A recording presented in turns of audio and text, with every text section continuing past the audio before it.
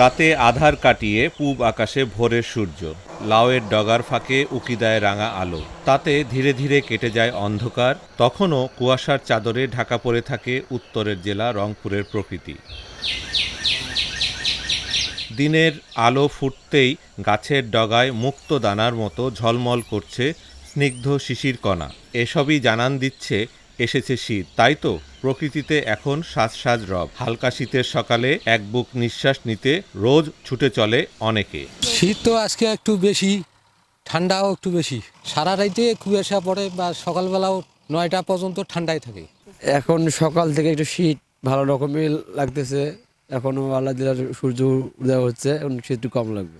সন্ধ্যার পরে একটু শুরু হয় শীত এবং শরীরে ঠান্ডা অনুভব। তারপরে তো ভোর পর্যন্ত আল্লাহ দিলে থাকেই।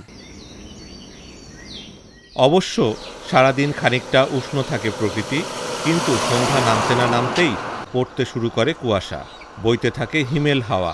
তাই ভোরে শহর গ্রামাঞ্চলের সড়কগুলো ঢেকে যায় কুয়াশার চাদরে। রংপুরবাসী বলছেন এবার শীত একটু আগেভাগেই এসেছে। শীত রংপুরে যে তীব্র শীত পড়ে তার চেয়ে অনেক কম আছে এখনো। কেবল শীতের আগমন শুরু হচ্ছে। মোটামুটি হয়তো 10-15-20 দিনের মধ্যে আরো বেশি ঠান্ডা হবে। অনেক শীত, তো খুবই শীত চলছে। আর দিনের বেলা সে শীত পড়ে না, তাপমাত্রা ঠিকঠাক আছে। সকাল থেকে এই যে 8টা পর্যন্ত খুব বেশি হলে পরে, আর এখন কোনোদিন কম পড়ে।